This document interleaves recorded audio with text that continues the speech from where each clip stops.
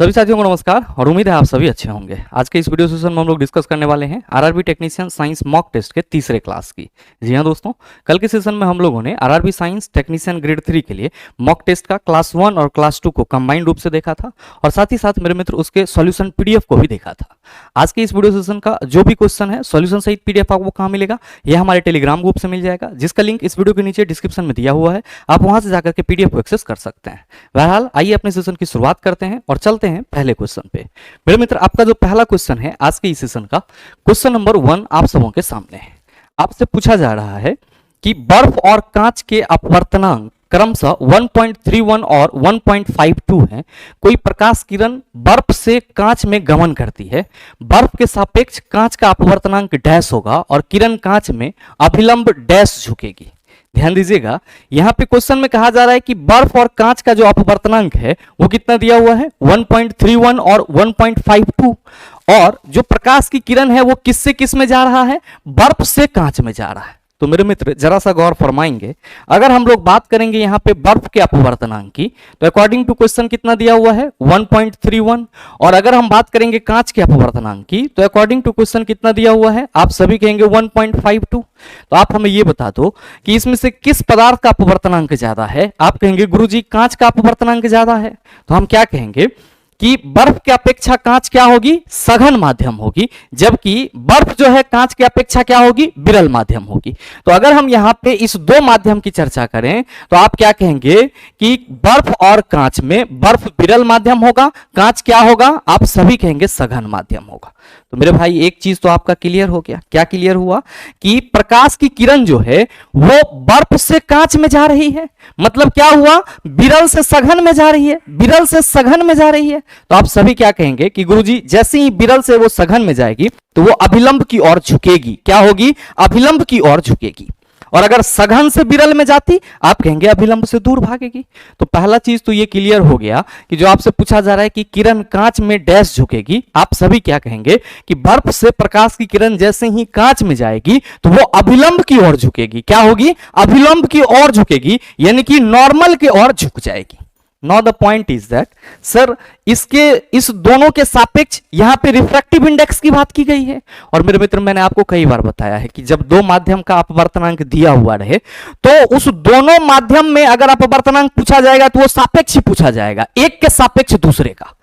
तो यहां पे आपको मैंने एक और ट्रिक बताया है कि जिसका सापेक्ष पूछा जाए उसके मान को जिसका पूछा जा रहा है उससे डिवाइड कर दो, आपका आंसर आ जाएगा। आप क्या कहेंगे कि यहां पे क्वेश्चन में कहा जा रहा है कि बर्फ से कांच में गमन करती है और बर्फ के सापेक्ष, तो मेरे मित्र बर्फ के सापेक्ष जिसके सापेक्ष पूछा जाए उसको डिवाइड करना है। तो बर्फ का अपवर्तनांक कितना, आप कहेंगे 1.52। कांच का अपवर्तनांक कितना, 1.31। तो मेरे मित्र आप यहां पे ये लिख सकते हो, क्या लिख सकते हो कि बर्फ के सापेक्ष बर्फ के सापेक्ष कांच का जो अपवर्तनांक होगा, कांच का जो म्यू होगा, अपवर्तनांक होगा, वो 1.52 बटा 1.31 हो जाएगा। मेरे मित्र आप सभी कहेंगे पॉइंट हटा सकते हैं गुरुजी, और 152 बटा 131 आप अगर इसको सॉल्व करेंगे तो ये मेरे मित्र कितना आएगा, 1.16 के समथिंग आएगा। तो जो आपसे सवाल पूछा जा रहा है कि बर्फ और कांच के अपवर्तनांक क्रमशः 1.31 और 1.52 है। कोई प्रकाश किरण बर्फ से कांच में गमन करती है, बर्फ के सापेक्ष कांच का अपवर्तनांक 1.16 और किरण कांच में अभिलंब की ओर झुकेगी। पहला ऑप्शन है 1.16 से दूर, आप कहेंगे नहीं होगा, क्या होगा, 1.16 की ओर। तो सही आंसर ऑप्शन नंबर डी हो जाएगा। बाकी के ऑप्शन की तो चर्चा ही नहीं करनी। अगला सवाल देख लेना, क्वेश्चन नंबर 2 पूछा जा रहा है कि मोटर के आर्मेचर के घूर्णन की दिशा किसकी सहायता से ज्ञात की जाती है। मेरे मित्र यहां पे मोटर की बात की जा रही है और आप सभी क्या कहेंगे कि गुरुजी whenever we discuss about motor mechanism, जब कभी भी हम मोटर मैकेनिज्म की डिस्कशन करेंगे तो हम सभी क्या कहेंगे कि ये जो मोटर का मैकेनिज्म होता है ये फ्लेमिंग लेफ्ट हैंड रूल पर कार्य करता है। किस पे कार्य करता है, फ्लेमिंग लेफ्ट हैंड रूल पर कार्य करता है। और इसी को हम लोग क्या कहते हैं, फ्लेमिंग का बाएं हाथ का नियम या फ्लेमिंग बाम हस्त नियम कहते हैं।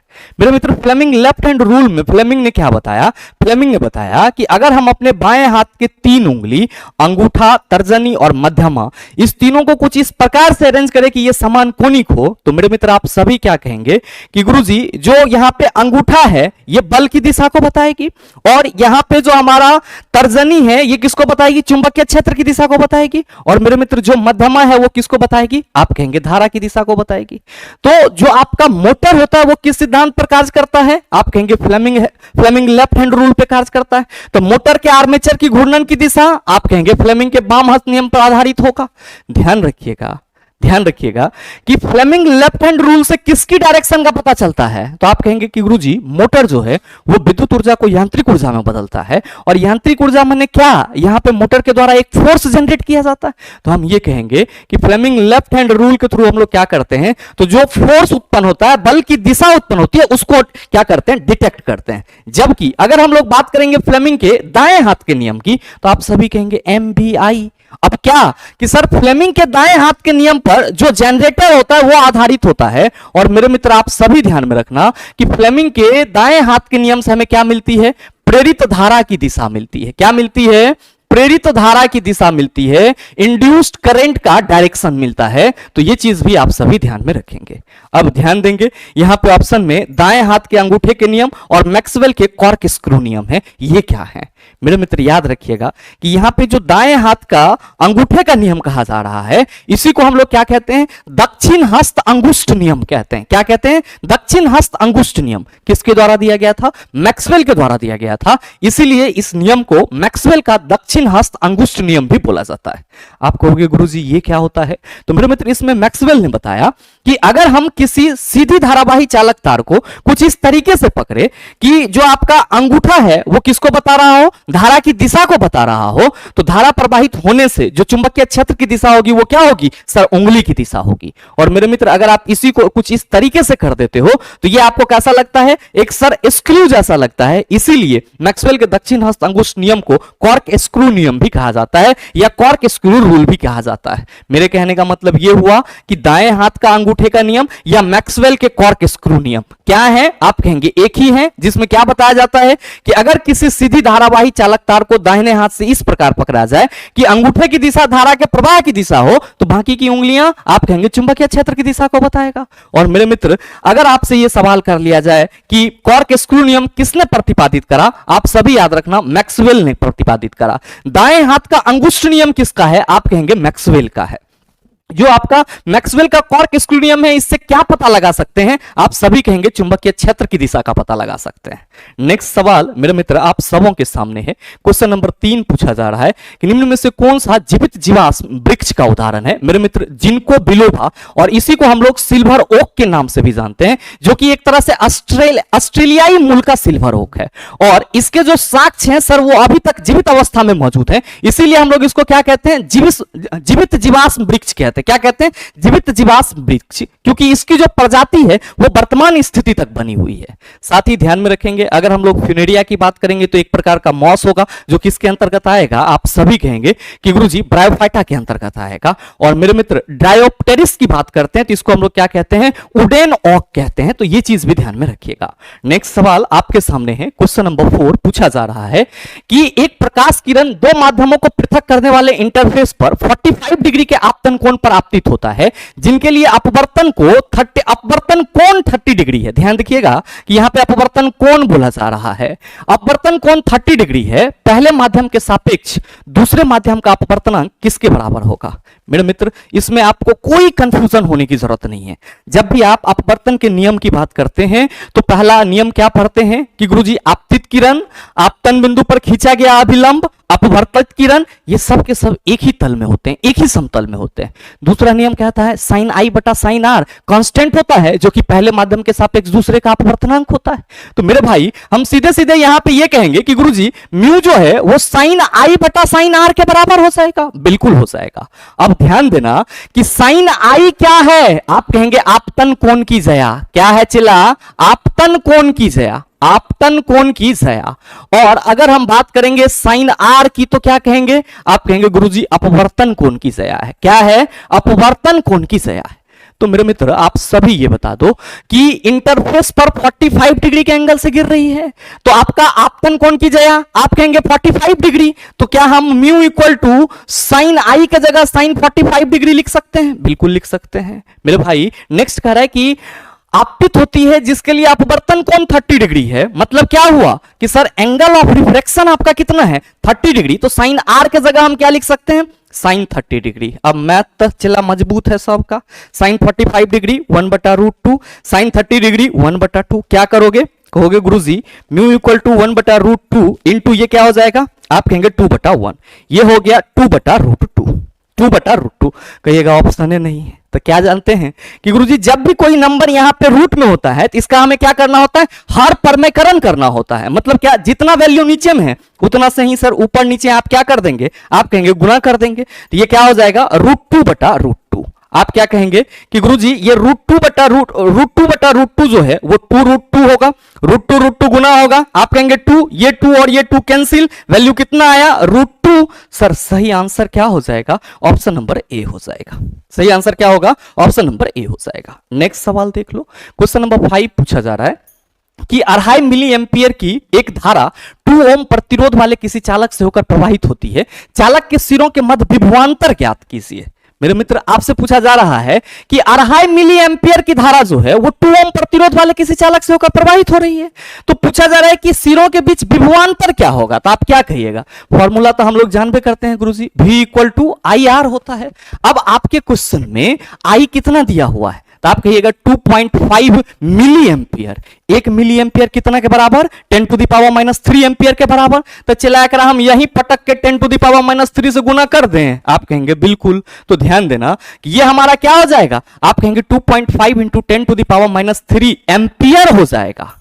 अब मेरे मित्र ध्यान देना कि अगर हम लोग बात करेंगे किसकी आर की, तो आर हमारे क्वेश्चन में कितना दिया हुआ है 2 ओम, तो अकॉर्डिंग टू क्वेश्चन आपका विभवांतर क्या हो जाएगा, आप कहेंगे 2.5 इंटू 10⁻³ इंटू आपका 2, ये हो गया 5 इंटू 10⁻³ 5 इंटू 10⁻³ याद रखना कि 1 मिली वोल्ट कितना के बराबर 10⁻³ वोल्ट के बराबर, तो यहां पे आपका 5 इंटू 10⁻³ है, तो आप क्या कहिएगा कि गुरुजी इसी को हम लोग 5 मिली वोल्ट लिख सकते हैं, तो सही आंसर कौन ले जाएगा ऑप्शन नंबर ए ले जाएगा।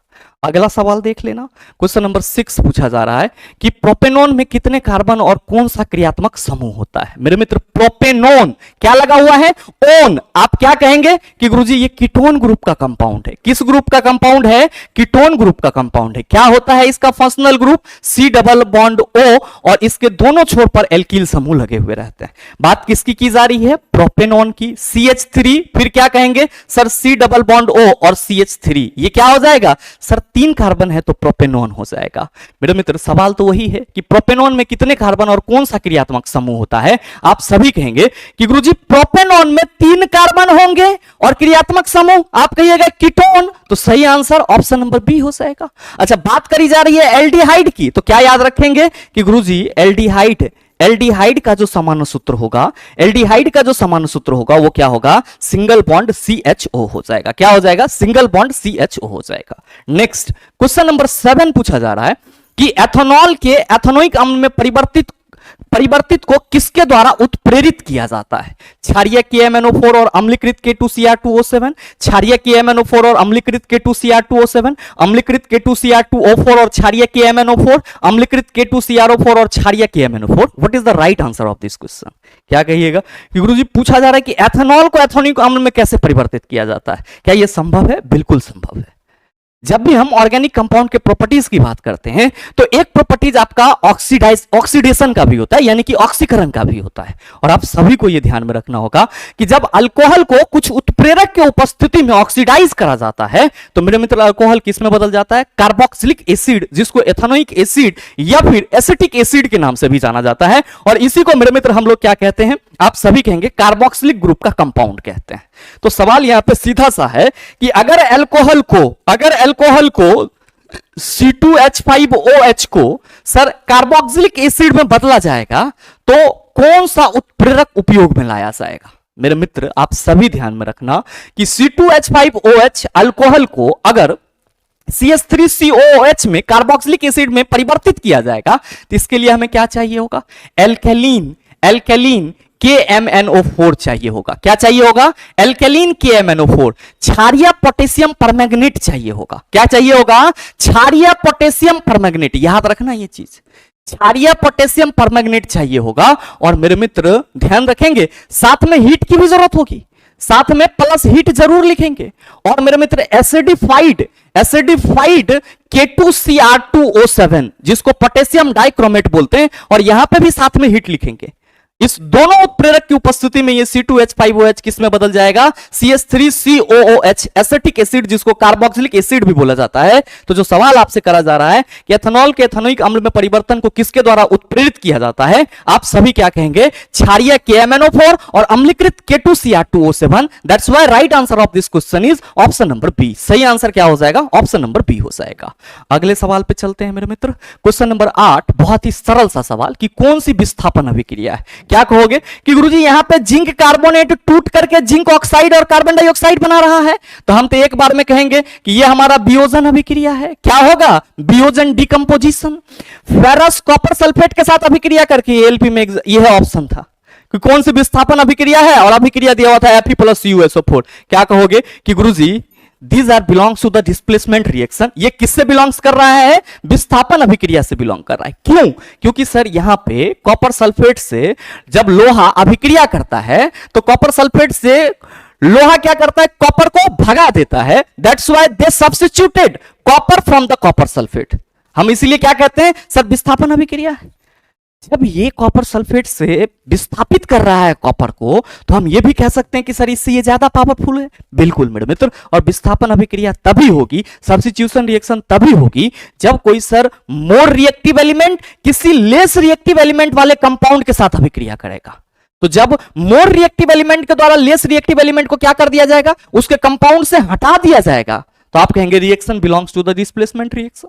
No the third option is 2H2 plus O2, यानी कि हाइड्रोजन और ऑक्सीजन आपस में अभिक्रिया करके H2O बना रहे हैं। आप कहेंगे गुरुजी यहां पे सिंगल प्रोडक्ट बन रहा है, और अगर सिंगल प्रोडक्ट बन रहा है तो हम थोड़ा सा भी संयोजन अभिक्रिया कहने से नहीं चूकेंगे। याद रखना चला, अगर कहीं पे भी केमिकल रिएक्शन आपका संयोजन प्रकार का हो रहा है तो they always form single product. ये क्या करेगा? हमेशा एकल उत्पाद का निर्माण करेगा। And here hydrogen reacted with oxygen to form a single compound water. That's why we can see that sir this reaction is belongs to the composition reaction. Next है कैल्शियम कार्बोनेट को क्या किया जा रहा है? जब हीट दिया जा रहा है तो ये कैल्शियम ऑक्साइड और कार्बन डाइऑक्साइड में टूट जा रहा है। मेरे मित्र याद रखना कि कैल्शियम कार्बोनेट हीट देने के बाद कैल्शियम ऑक्साइड और कार्बन डाइऑक्साइड में टूट रहा है, तो हम क्या कहेंगे? ये अपघटन अभिक्रिया या वियोजन अभिक्रिया तो है, लेकिन कौन सा? आप कहिएगा तापीय अपघटन। कौन सा? तापीय अपघटन। तो याद रख लेना, बहुत बहुत पॉपुलर है ये चीज, आपके एग्जाम में दे देता है कि कैल्शियम कार्बोनेट को जब हीट किया जाता है तो अभिक्रिया किस प्रकार की होगी? आप कहेंगे तापीय अपघटन। पूछा जा रहा है विस्थापन अभिक्रिया। केवल और केवल कहां है चला? सर ऑप्शन जो स्टेटमेंट हमारा 2 है उसमें, और 2 आपका कहां है? सर जी सी में। तो right answer of this question is option number C. सही आंसर क्या हो जाएगा? आप सभी कहेंगे ऑप्शन नंबर सी हो जाएगा। नेक्स्ट पॉइंट मेरे मित्र, क्वेश्चन नंबर 9 पूछा जा रहा है कि पत्तियों से पौधे के अन्य उत्तकों तक प्रकाश संश्लेषण के विलय उत्पाद और अन्य उत्पादों के परिवहन की प्रक्रिया क्या कहलाती है? मेरे मित्र मैंने आपको क्या बताया है कि पौधे में जल के संवहन के लिए जाइलम उत्तक मौजूद है। चूंकि जल का संवहन पौधे के द्वारा उसके जड़ के थ्रू किया जाएगा, तो जो जल है वो जड़ से उठ करके क्या होगा? पौधे के प्रत्येक भाग तक पहुंचेगा। सर यह संभव नहीं है कि पौधे के पत्तियों से जल रिटर्न फिर जड़ में आएगा। आप कहेंगे नहीं होगा। तो इसीलिए तो हम लोग कहते हैं कि जो पौधे में जल की गति होती है वो एक दिशिक होती है, और जाइलम जो जल का संवहन करता है उसमें भी गति एक दिशिक होती है। लेकिन पौधे की पत्तियों में प्रकाश संश्लेषण की प्रक्रिया होती है, और प्रकाश संश्लेषण प्रक्रिया के दौरान पौधे वातावरण से 6CO2 और 6H2O को लेकर के मेरे मित्र सनलाइट यानी कि सूर्य प्रकाश और क्लोरोफिल की उपस्थिति में, किसके उपस्थिति में? सनलाइट और क्लोरोफिल की उपस्थिति में क्या बनाता है? C6H12O6 प्लस 6O2 का निर्माण करता है।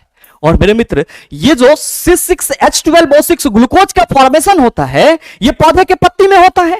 तो जाहिर सी बात है कि पौधे के पत्ती से ये जो भोज्य पदार्थ है ये पौधे के शरीर के हर एक भाग में पहुंचेगा। और याद रखिएगा कि पौधे के शरीर में पौधे के पत्ती से भोज्य पदार्थ का प्रत्येक भाग में पहुंचना क्या कहलाता है? ट्रांसलोकेशन कहलाता है, यानी कि हस्तांतरण कहलाता है। तो जो सवाल आपसे पूछा जा रहा है कि पत्तियों से पौधे के अन्य उत्तकों तक प्रकाश संश्लेषण के लिए विलय उत्पाद और अन्य पदार्थों के परिवहन की प्रक्रिया क्या कहलाती है? आप सभी कहेंगे हस्तांतरण, यानी कि ट्रांसलोकेशन कहलाती है।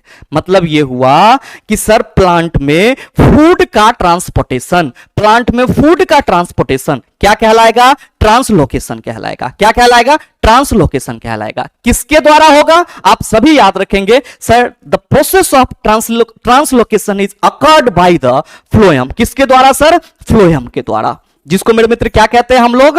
आप सभी याद रखेंगे इसको हम लोग फ्लोएम को हम लोग बास्ट कोशिका भी कहते हैं, या जाइलम दारू, जाइलम को हम लोग दारू कहते हैं और फ्लोएम को हम लोग बास्ट कोशिका कहते हैं हिंदी में, शुद्ध हिंदी में। आप कहेंगे गुरुजी ये वाष्पोत्सर्जन क्या है? आप सभी समझ रहे होंगे कि पौधे के शरीर से जब पानी बूंद बूंद के रूप में, वाटर ड्रॉपलेट्स के रूप में वायुमंडल में निकलती है या वाष्प के रूप में वायुमंडल में निकलती है, तो इस प्रक्रिया को वाष्पोत्सर्जन कहते हैं। गुरुजी ये क्यों जरूरी होता है पौधे के लिए? इसलिए जरूरी होता है ताकि पौधे में जल का संवहन सतत यानी कि लगातार रूप से हो सके।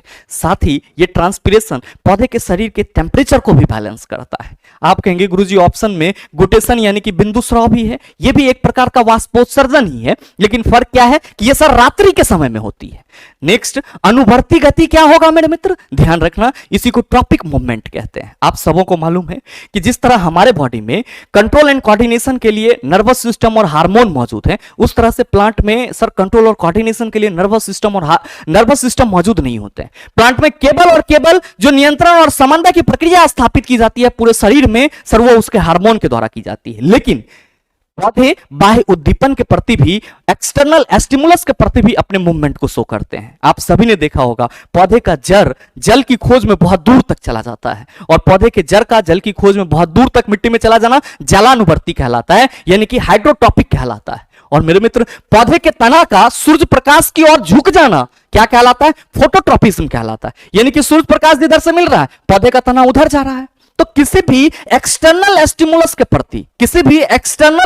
के प्रति प्लांट के किसी भी पार्ट की जो गति होती है वो क्या कहलाती है? अनुवर्तनी गति कहलाती है, ट्रॉपिक मूवमेंट कहलाती है, जिसमें मेरे मित्र आपका केमोट्रॉपिज्म आ जाता है, फोटोट्रॉपिज्म आ जाता है, जियोट्रॉपिज्म आ जाता है, हाइड्रोट्रॉपिज्म आ जाता है। नेक्स्ट पॉइंट देखिएगा, नेक्स्ट क्वेश्चन देखिएगा, क्वेश्चन नंबर 10, बोमेन संपुट मानव शरीर में कहां स्थित होगा? आप कहेंगे आमाशय में तो गुरुजी नहीं होगा, ब्रिक में बिल्कुल होगा। तो सही आंसर हमारा ऑप्शन नंबर बी हो जाएगा, क्योंकि जब भी हम लोग बात करेंगे बोमेन कैप्सूल, किसकी याद आएगी? आप कहेंगे किडनी की। फेफड़े में आप कहेंगे सर कुपिकाएं मौजूद होगी, क्या मौजूद होगी? एल्वियोली मौजूद होगी। यकृत, आप कहेंगे गुरुजी पितरस का स्रवण इसी से होता है। पितरस का स्टोरेज, आप सभी कहेंगे कि गुरुजी पितरस का स्टोरेज जो है वो गोल ब्लैडर में होता है। अच्छा, एक सवाल आप सबों से पूछने का मन कर रहा है, आप सभी ये जरूर बताइएगा, इस क्वेश्चन तक जब आप पहुंच गए हैं तो आपके बॉडी में सबसे बड़ी ग्रंथि कौन सी होती है? आंसर आपके इस क्वेश्चन में छुपा हुआ है, नीचे कमेंट करके जरूर बताना कि आपके बॉडी की सबसे बड़ी ग्रंथि कौन है, और मैं देखना चाहता हूं कि आप में से कितने बच्चे इस क्वेश्चन का जवाब दे पा रहे हैं। नेक्स्ट सवाल, क्वेश्चन नंबर 11, मेलपिगियन नलिकाएं निम्न में से किसमें पाई जाती है? ये दो चीजें मैंने आपको कई बार कराया है। मेलपिगियन नलिकाएं आर्थ्रोपोडा संघ के जंतु की उत्सर्जी नलिकाएं हैं। आर्थ्रोपोडा संघ आपके पूरे जंतु जगत का एक तरह से सबसे बड़ा जगत माना जाता है। लगभग 75% जीव जंतु इसी में आते हैं। तिलचट्टा, मक्खी, व्रिंग, झींगा, ये सब के सब इसी के अंतर्गत आते हैं। एनिलिडा संघ के जंतु की अगर उत्सर्जी तंत्र की बात करेंगे तो याद रखिएगा, क्योंकि ये क्वेश्चन बहुत पॉपुलर है कि मेलपिगियन नलिकाएं कहां मिलेगी, लेकिन अगर क्वेश्चन का पैटर्न बदला और पूछ दिया कि एनिलिडा संघ के जो जंतु होते हैं उसका उत्सर्जी तंत्र क्या होता है, तो आप सभी ध्यान में रखना कि इसका उत्सर्जी तंत्र नेफ्रिडिया होता है। क्या होता है? नेफ्रिडिया होता है। सर जी एनिलिडा संघ के जंतु का एग्जाम्पल क्या होगा? समुद्री चूहा हो गया, नेरीज हो गया, लीच हो गया।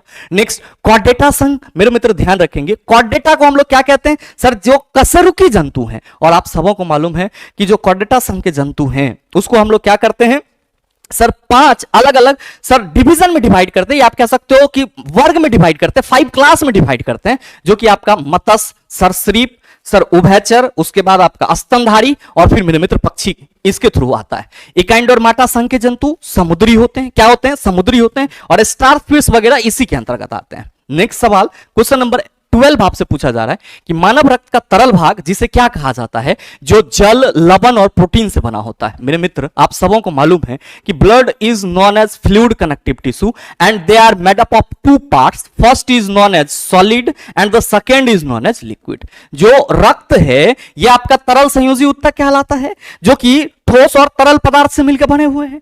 अब मेरे मित्र, लिक्विड पदार्थ के रूप में कौन आ जाता है? आप कहते हैं सर प्लाज्मा आ जाता है। और सॉलिड के रूप में कौन आ जाता है? आप कहते हैं आरबीसी, डब्ल्यूबीसी और प्लेटलेट्स आ जाते हैं। आरबीसी, डब्ल्यूबीसी और प्लेटलेट्स आ जाते हैं। तो सवाल आपसे यह पूछा जा रहा है कि रक्त का तरल भाग, आप सभी कहेंगे गुरुजी प्लाज्मा कहलाएगा।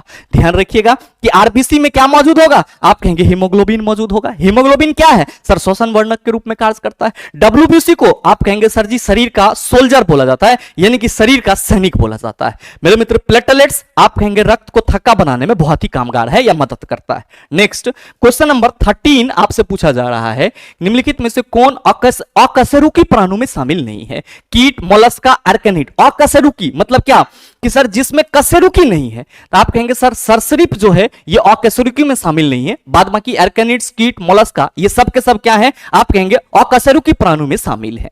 नेक्स्ट है क्वेश्चन नंबर 14 पूछा जा रहा है कि निम्न में से कौन सा शक्ति प्रतिरोध R और T सेकंड में एक तार से प्रवाहित आवेश के बीच का सही संबंध को दर्शाता है? मेरे मित्र, आप सबों को मालूम है कि पावर इक्वल टू क्या हो जाएगा? आप सभी कहेंगे कि गुरुजी विद्युत ऊर्जा बटा समय, विद्युत ऊर्जा बटा समय, या हम लोग पावर इक्वल टू वर्क बटा टाइम भी कहते हैं। आप कहेंगे गुरुजी ये पावर इक्वल टू वर्क बटा टाइम इलेक्ट्रिसिटी में कैसे यूज होगा? बिल्कुल यूज होगा। चला, आप हमें ये बताओ कि विभवांतर equal to formula V equal to आप क्या कहते हो? W बटा Q कहते हो। क्या कहते हो? W बटा Q, यानी कि प्रति एकांक आवेश को अनंत से किसी विद्युत क्षेत्र के अंतर्गत लाने में जो कार्य करना पड़ता है वो उसका क्या कहलाता है? आप सभी कहते हैं कि गुरुजी वो विभवांतर यानी कि विभव कहलाता है। Then V equal to W by Q कहने में कोई परेशानी नहीं है। तो क्या हम W बटा VQ कहते हैं तो आपको परेशानी हो जाएगी? आप कहेंगे बिल्कुल परेशानी नहीं होगी। तो मेरे मित्र, अगर हम P इक्वल टू W बटा T लिख रहे हैं तो W के जगह हम P इक्वल टू VQ लिख सकते हैं। आप कहेंगे बिल्कुल, बटा T तो लिखा ही जाएगा। अब ध्यान दीजिएगा, आपको मालूम है क्या कि चूंकि गुरुजी V इक्वल टू IR होता है, V इक्वल टू क्या होता है? IR होता है। तो हम यहां पे अगर क्रॉस मल्टीप्लीकेशन करें तो PT इक्वल टू क्या लिख सकते हैं? VQ। अब V के जगह हम क्या रखते हैं? IR। तो ये क्या हो जाएगा? IRQ हो जाएगा। क्या हो जाएगा? IRQ हो जाएगा, यानी कि PT इक्वल टू IRQ। क्या लिखेंगे? PT equal to IRQ।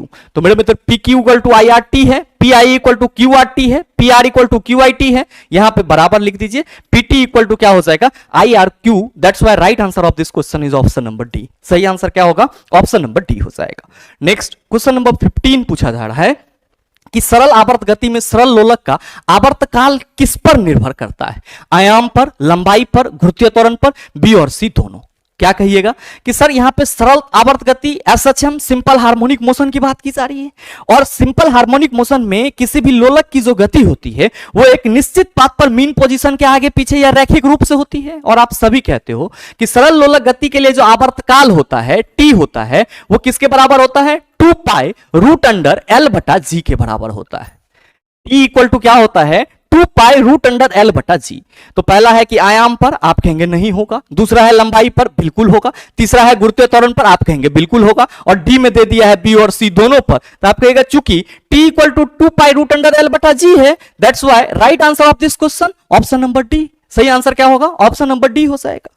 Next question number 16 आपसे पूछा जा रहा है कि वैद्युत क्षेत्र की तीव्रता का मात्रक क्या है? मेरे मित्र याद रखिएगा, वोल्ट पर मीटर, या फिर अगर हम लोग बात करेंगे इसके अन्य मात्रक की तो आप सभी याद रखेंगे न्यूटन पर कूलम्ब। अच्छा, आप कहेंगे कि गुरुजी ये वैद्युत क्षेत्र की तीव्रता किस प्रकार की राशि है? तो याद रखिएगा वैद्युत क्षेत्र की तीव्रता एक सदिश राशि है। क्या है? सदिश राशि है। आप कहेंगे गुरुजी ये होता क्या है? मेरे मित्र, किसी विद्युत क्षेत्र के किसी भी बिंदु पर एकांक चार्ज जो रखा हुआ रहता है उस पर लगने वाला जो बल होता है वो उस विद्युत क्षेत्र की तीव्रता को बताता है। फिर से समझिएगा कि मान लीजिए कि कोई विद्युत क्षेत्र है, विद्युत क्षेत्र का मतलब वो कि अगर कहीं से विद्युत धारा प्रवाहित हो रही है तो उसके आसपास में कोई अन्य चालक अगर आकर्षण या फिर विकर्षण का बल अनुभव करती है तो मेरे मित्र हम लोग क्या कहते हैं कि यहां पे इलेक्ट्रिक फील्ड उत्पन्न हो रहा है। और इलेक्ट्रिक फील्ड इंटेंसिटी का मतलब क्या हुआ? किसी विद्युत क्षेत्र के किसी भी बिंदु पर प्रति एकांक आवेश पर लग रहे बल की मात्रा उस क्षेत्र की तीव्रता को बताती है, जिसका यूनिट आप कहेंगे सर वोल्ट पर मीटर या फिर न्यूटन पर कूलम्ब होता है। किस प्रकार की राशि है? आप कहिएगा सदिश राशि है। नेक्स्ट सवाल देखिए, क्वेश्चन नंबर 17 पूछा जा रहा है कि मानव शरीर में इनमें से कौन सा भाग सल की उपकला से स्तरित नहीं होता है? त्वचा में आप कहेंगे बिल्कुल सल की उपकला उत्तक होगा, मुख में आप कहेंगे बिल्कुल होगा, ग्रसिका में बिल्कुल होगा, वृक्क नलिका में आप सभी कहेंगे घनाकार उपकला उत्तक होंगे। तो गुरुजी ये जो हमारा क्वेश्चन पूछा जा रहा है कि मानव शरीर में इनमें से कौन सा भाग सल की उपकला से स्तरित नहीं है, आप कहेंगे वृक्क नलिका जो है वो सल की उपकला से स्तरित नहीं है। इसमें किस प्रकार की उपकला उत्तक पाई जाएगी? आप सभी कहेंगे घनाकार उपकला उत्तक पाई जाएगी, घनाकार उपकला उत्तक पाई जाएगी, घनाकार उपकला उत्तक पाई जाएगी। ये चीज ध्यान में रख लेना। नेक्स्ट मेरे मित्र अगला सवाल क्वेश्चन नंबर 18 आपसे पूछा जा रहा है कि पॉलिथीन क्या है? थर्मोसेटिंग प्लास्टिक, थर्मोप्लास्टिक, प्राकृतिक फाइबर, कोई नहीं। याद रखिएगा थर्मोसेटिंग प्लास्टिक का मतलब वो हुआ कि वैसा प्लास्टिक जिसको हीट देने पर भी वो पिघले ना, यानी कि हीट का उस पर बहुत ही नग्न प्रभाव हो। जैसे कि हम लोगों के घरों में जो कुर्सी बनी हुई रहती है सर, उस पर हीट का नग्न प्रभाव होता है। हाँ, अब अगर ज्यादा हीट देंगे तो जाहिर सी बात है वो पिघलेगा। तो वैसा प्लास्टिक जो सर ताप से आपका बहुत जल्दी नहीं पिघलता है, थर्मोसेटिंग प्लास्टिक कहलाता है। और वैसा प्लास्टिक जो आग के प्रति संवेदनशील होता है, जैसे कि पॉलिथीन, अगर कहीं पे भी आग है तो फट दबर लहकेगा, पूरा एकदम जला देगा। तो आप कहिएगा गुरुजी ये थर्मोप्लास्टिक हो जाएगा। क्या होगा? थर्मोप्लास्टिक। अब यहां पे बात करी जा रही है प्राकृतिक फाइबर की, तो याद रखिएगा वैसा फाइबर, वैसा रेशा जो हमें प्राकृतिक रूप से मिलता है क्या कहलाएगा? सर प्राकृतिक फाइबर कहलाएगा। Sir what are the example of this? इसका एग्जांपल क्या होगा? तो मेरे मित्र जूट क्या है? प्राकृतिक फाइबर है, नेचुरल रेशा है, नेचुरल फाइबर है। अब मेरे मित्र जो सिल्क रेशम है आप क्या कहेंगे? गुरुजी नेचुरल फाइबर है। कॉटन नेचुरल फाइबर है। अगला सवाल देखिएगा क्वेश्चन नंबर 19 पूछा जा रहा है कि विराम की अवस्था से गिरती हुई दो बस्तियों द्वारा यात्रा के चौथे सेकंड तथा पांचवें सेकंड में चली गई दूरियों का अनुपात क्या होगा? चौथे सेकंड और पांचवें सेकंड मतलब nवें सेकंड, और nवें सेकंड के लिए फॉर्मूला क्या होता है चला? Sn equal to u plus, अगर गुरुत्व के विरुद्ध जा रहा है तो आप कहेंगे गुरुत्व त्वरण g/2 इंटू 2n-1 हो जाएगा। क्या अब भी ये सवाल ना बनेगा? आप कहेंगे बिल्कुल बन जाएगा। कैसे? तो ध्यान दीजिएगा कि अगर हम बात करेंगे चला Sn के जगह चौथे सेकंड की, तो आप कहेंगे u तो गुरुजी 0 होगा, g का वैल्यू 10 रख लेते हैं, 10/2 इंटू 2 इंटू 4-1। मेरे मित्र S4 यानी कि चौथे सेकंड में उसके द्वारा तय की गई दूरी कितनी होगी? 2 5 10, 5 4 दूना 8 -1, आप क्या कहिएगा? 7, यानी कि 7 5 35 मीटर। चौथे सेकंड में 5 मीटर की दूरी तय की जाएगी। और इसीलिए भाई मेरे पांचवें सेकंड में 0 प्लस 10/2, जी का वैल्यू हम यहां पे 10 ले रहे हैं, ये याद रखिएगा, 10 मीटर पर सेकंड। तो 0 प्लस 10/2 और इंटू क्या हो जाएगा? आप कहेंगे गुरुजी 2 इंटू 5-1 हो जाएगा। 2 5 10 हो जाएगा चला। S5 इक्वल टू यहां पे 5 गुना 5 दूना 10 -1, आप कहेंगे 9, 9 5 45। आपसे क्या पूछा जा रहा है? चौथे सेकंड और पांचवें सेकंड। S4/S5 equal to 35/45। मेरे मित्र क्या हो जाएगा? आप कहेंगे गुरुजी 5 7 35, 5 9 45, 7:9 का रेशियो आएगा और right answer option number B हो जाएगा। अगला सवाल देख लीजिए क्वेश्चन नंबर 20 पूछा जा रहा है कि s ऑर्बिटल में अधिकतम कितने इलेक्ट्रॉन रह सकते हैं? आप सभी कहेंगे गुरुजी 2 इलेक्ट्रॉन रह सकते हैं। s ऑर्बिटल में 2 इलेक्ट्रॉन रह सकते हैं।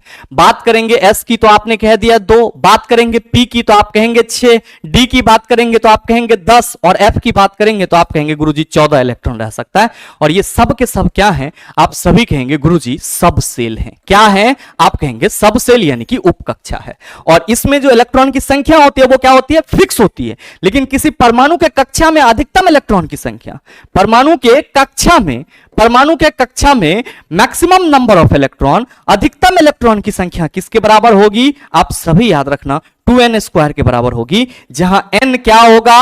आप सभी कहेंगे गुरुजी n इक्वल टू कक्षा की संख्या हो जाएगी, n इक्वल टू कक्षा की संख्या हो जाएगी। नेक्स्ट सवाल देख लो क्वेश्चन नंबर 21 पूछा जा रहा है कि ऑरल सबम्यूकस फाइब्रोसिस बीमारी का कारण है तंबाकू धूम्रपान, मदिरापान, तंबाकू युक्त गुटखा, लाल मांस का सेवन। ऑरल सबम्यूकस फाइब्रोसिस वैसा बीमारी है जिसमें मेरे मित्र जो व्यक्ति का मुंह होता है वो बहुत नहीं खुल पाता है, और बेसिकली इसका कारण क्या होता है? तंबाकू युक्त गुटखा का खाना। तो right answer of this question is option number C. Next question number 22 आपसे पूछा जा रहा है कि स्लीप एपीनिया एक भयंकर निद्रा दोष है, इसमें निम्न में क्या होता है? ध्यान दीजिएगा, आपका लास्ट क्वेश्चन 21 था, हाँ ठीक है 22। पूछा जा रहा है कि स्लीप एपीनिया एक भयंकर निद्रा दोष है, इसमें क्या होता है? तो एक लाइन में याद रखना है कि स्लीप एपीनिया एक ऐसी बीमारी है जो अगर कोई व्यक्ति पीड़ित होता है तो सोते वक्त उसकी जो सांस है वो बार बार रुक जाती है। सोते वक्त उसकी जो सांस होती है वो क्या होती है? बार बार रुक जाती है।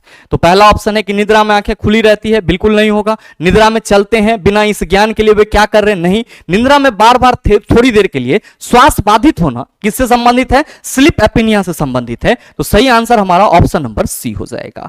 नेक्स्ट है क्वेश्चन नंबर 23 कि हम हल्दी पौधे के किस भाग से प्राप्त करते हैं? क्या कहिएगा कि गुरुजी हल्दी के पौधे को हम लोग उसके तना से प्राप्त करते हैं, अदरक को भी हम लोग सर उसके तना से प्राप्त करते हैं।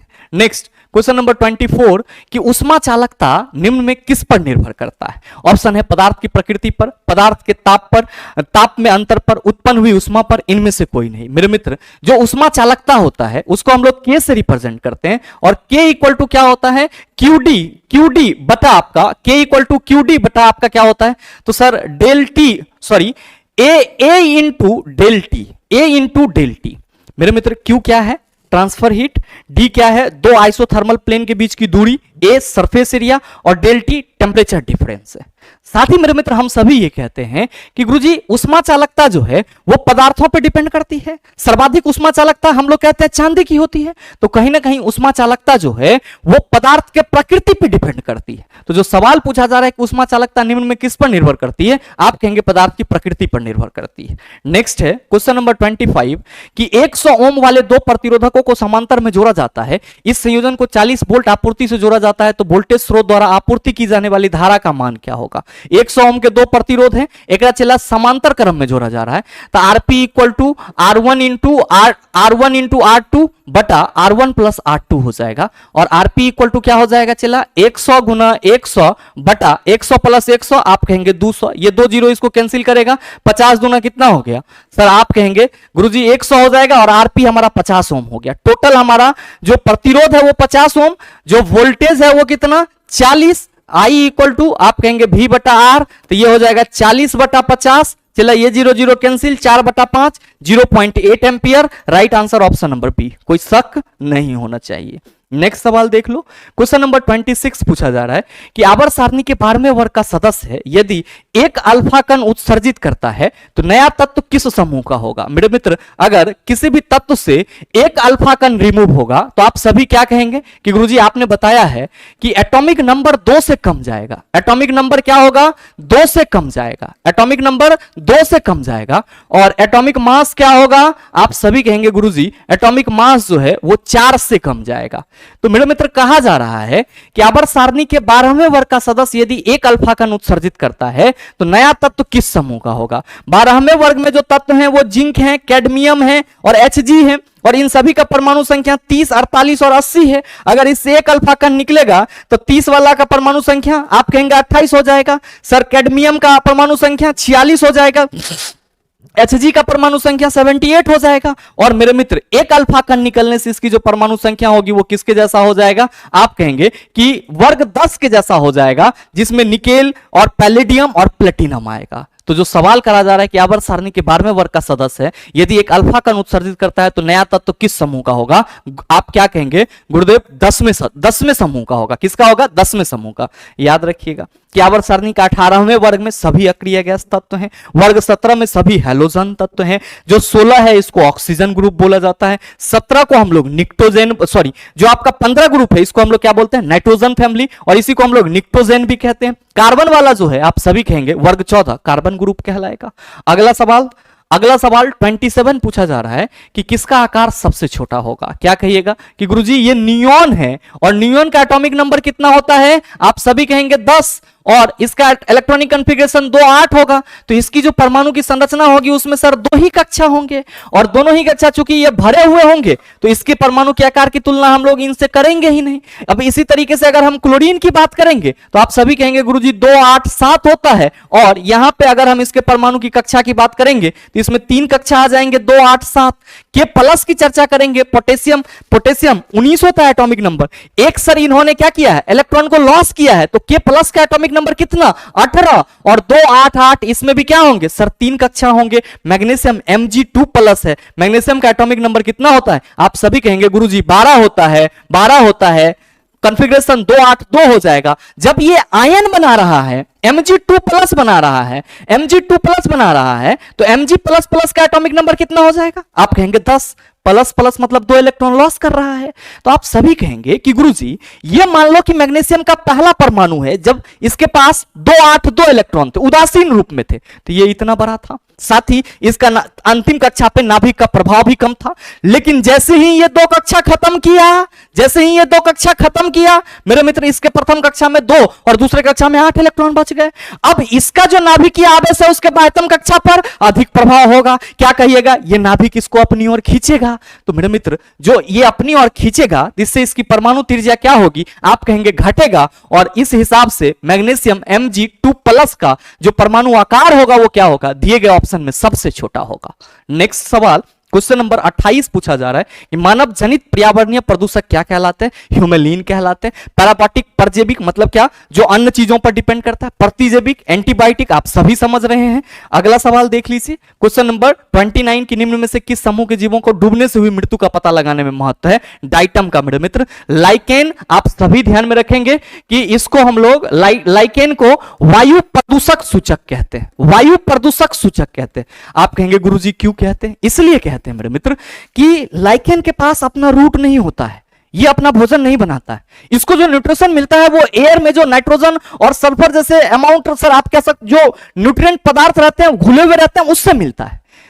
लेकिन जैसे ही एयर में सर नाइट्रोजन और सल्फर डाइऑक्साइड जैसे प्रदूषक पदार्थों की मात्रा बढ़ती है, कंसंट्रेशन बढ़ती है, तो लाइकेन को सही पोषक नहीं मिल पाता है, सही पोषण नहीं मिल पाता है। इस वजह से लाइकेन डेड हो जाता है। और जिस एरिया में भी लाइकेन डेड हो रहा है तो आप ये मान के चल सकते हो कि यहां पे एयर पॉल्यूटेड है, यानी कि एयर पॉल्यूशन बिल्कुल ही चरम सीमा पे है। तो अगर आपसे ये सवाल पूछ दिया जाए कि which of the following are known as the air pollutant detector, आप सभी कहेंगे लाइकेन।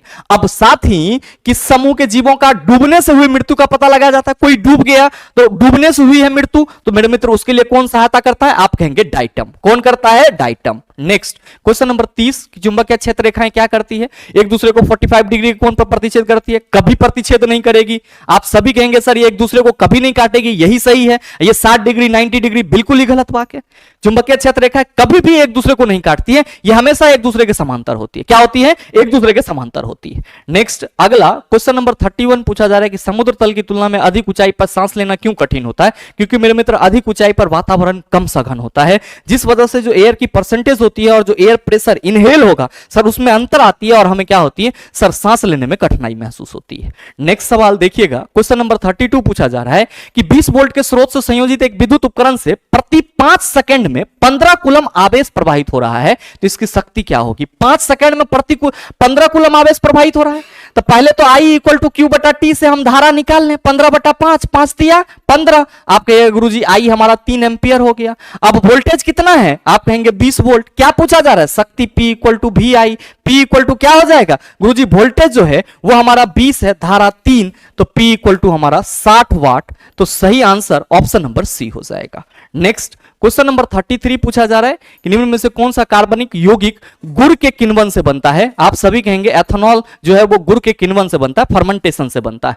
नेक्स्ट क्वेश्चन नंबर 34 पूछा जा रहा है कि एक दूसरे के अंदर चिपके हुए 2 मग्गों को ठंडे पानी के उपयोग से आप कैसे अलग करेंगे? मेरे मित्र बहुत ही प्रैक्टिकल सा चीज है और मैं चाहूंगा कि इस क्वेश्चन का आंसर आप सभी नीचे कमेंट करके जरूर बताएं, आपके कमेंट का इंतजार रहेगा। नेक्स्ट क्वेश्चन नंबर 35 पूछा जा रहा है कि निम्न में से कौन सा संयोजन अभिक्रिया का उदाहरण नहीं है? बुझे हुए चूने का निर्माण। मेरे मित्र बुझे हुए चूने का निर्माण जो है आप सभी क्या कहेंगे कि गुरुजी जब कैल्शियम ऑक्साइड के साथ H2O अभिक्रिया करेगी तो CaOH whole two calcium hydroxide बनेगा। तो ये हमारा क्या है? संयोजन अभिक्रिया का उदाहरण है। बुझे हुए चूने का निर्माण संयोजन अभिक्रिया का उदाहरण है। कैल्शियम कार्बोनेट को गर्म किया जाना, तो अगर हम कैल्शियम कार्बोनेट को गर्म करेंगे तो ये कैल्शियम ऑक्साइड और कार्बन डाइऑक्साइड में टूट जाएगा। क्या कहोगे कि गुरु यहाँ पे बड़ा सा अणु टूट करके छोटा छोटा यौगिक का निर्माण कर रहा है, तो ये किसका उदाहरण हो जाएगा? आप कहिएगा वियोजन अभिक्रिया, डिकम्पोजिशन रिएक्शन का। कोयले का जलना, कार्बन अगर ऑक्सीजन की उपस्थिति में जलेगा, कार्बन डाइऑक्साइड, आप कहेंगे सिंगल प्रोडक्ट बन रहा है, ये भी हमारा सर कंपोजिशन रिएक्शन हो जाएगा। हाइड्रोजन गैस और ऑक्सीजन गैस से जल का निर्माण सर कंपोजिशन रिएक्शन है, जबकि कैल्शियम कार्बोनेट को गर्म किया जाना डिकम्पोजिशन रिएक्शन है, तो जो सवाल आपसे पूछा जा रहा है कि कौन सा संयोजन अभिक्रिया का उदाहरण नहीं है, आप ठोक के कहेंगे गुरुजी option number B is the right answer. Next 37 की एक समजातीय श्रेणी में किस तत्व को किसी प्रक्रियात्मक समूह द्वारा प्रतिस्थापित किया जाता है? Sodium, sulphur, helium, hydrogen. मेरे मित्र सिंपल ही आप सबों को मालूम है कि अगर हम लोग बात करते हैं एल्केन ग्रुप के कंपाउंड की तो कहते हैं सर CnH2n+2 होता है। क्या होता है? CnH2n+2 होता है। अब यहीं पे अगर हम लोग बात करते हैं किसकी बात करते हैं, प्रोपेन की। किसकी बात करते हैं? प्रोपेन की। तो आप सभी क्या कहते हो कि गुरुजी ये C3H8 क्या होता है? C3H8 होता है। अब ध्यान रखिएगा कि जब हम लोग एल्केन के संगत ग्रुप में एक हाइड्रोजन को विस्थापित करके फंक्शनल ग्रुप लगाते हैं क्या OH, तो वो हो जाता है हमारा अल्कोहल, जैसे CnH2n+1 और OH, CnH2n+1 और OH। तो यहां पे 3 कार्बन रखे तो C3 और 3 दूना 6 + 1 7 C3H7OH। अब एक हाइड्रोजन किससे विस्थापित हुआ? आप कहेंगे गुरुजी इसके फंक्शनल ग्रुप से। तो जो आपसे सवाल करा जा रहा है कि एक समजातीय श्रेणी में किस तत्व को किसी प्रक्रियात्मक समूह द्वारा प्रतिस्थापित किया जाता है, आप सभी कहेंगे हाइड्रोजन को। नेक्स्ट क्वेश्चन नंबर 38 कि रक्त के द्रव मैट्रिक्स को क्या कहते हैं? मेरे मित्र रक्त के द्रव मैट्रिक्स को हम लोग प्लाज्मा कहते हैं, तो सही आंसर ऑप्शन नंबर डी हो जाएगा। नेक्स्ट 39 पूछा जा रहा है कि 2 ओम, 3 ओम और 5 ओम प्रतिरोध वाले 3 प्रतिरोध एक V वोल्टेज वाली बैटरी के साथ श्रेणी क्रम में संयोजित है। यदि 2 ओम प्रतिरोध से प्रवाहित धारा 4 एंपियर है तो विभवांतर का मान क्या होगा? क्योंकि सभी श्रेणी क्रम में जुड़े हुए हैं और 1 से 4 एंपियर धारा प्रवाहित हो रही है, तो आप कहेंगे सर सभी प्रतिरोध से 4 एंपियर की ही धारा बहेगी। आपसे पूछा जा रहा है विभवांतर क्या होगा, तो आप कहेगा गुरुजी टोटल प्रतिरोध चूंकि श्रेणी क्रम में है तो 2 ओम, 3 ओम और 5 ओम, ये हो जाएगा हमारा 10 ओम, साथ ही आई हो जाएगा हमारा 4 एंपियर, तो V = IR 10 × 4, ये कितना 40 वोल्ट, तो सही आंसर ऑप्शन नंबर डी हो जाएगा। नेक्स्ट और लास्ट सवाल क्वेश्चन नंबर 40 पूछा जा रहा है कि निम्नलिखित में से कौन से खनिज फसलों को कीटों से बचाने में सहायक होते हैं? सोडियम, कैल्शियम और मैग्नीशियम। आप कहेंगे इसका यूज बिल्कुल नहीं होता है। कैल्शियम, आयरन और बोरोन, आप कहेंगे बिल्कुल नहीं। कैल्शियम, पोटेशियम और सोडियम नहीं। पोटेशियम, कैल्शियम और मैग्नीशियम का उपयोग कहां किया जाता है? खनिज फसलों को कीटों से बचाने में किया जाता है। तो आपके आज के इस सेशन के टोटल 40 क्वेश्चन थे रैपिड फायर के रूप में, और मेरे मित्र मुझे पूरा उम्मीद है कि इस 40 क्वेश्चन से आपका जो साइंस का पोर्शन है वो कहीं ना कहीं रिकॉल हुआ होगा, और साथ ही उम्मीद करते हैं कि ये वीडियो आप सबों को अच्छा लगा होगा। अगर आपको वीडियो अच्छा लगा तो वीडियो को लाइक कीजिएगा, ज्यादा से ज्यादा अपने दोस्तों के साथ शेयर कीजिएगा, और अगर आप चैनल पर नए हैं तो सब्सक्राइब करके बेल आइकन दबा लीजिएगा ताकि इस तरह के एग्जाम रिलेवेंट वीडियो का नोटिफिकेशन सबसे पहले आपके पास पहुंचे और आप उसको सबसे पहले देख पाओ। मिलते हैं फिर अगले सेशन में, तब तक के लिए best of luck. Thank you, have a nice day.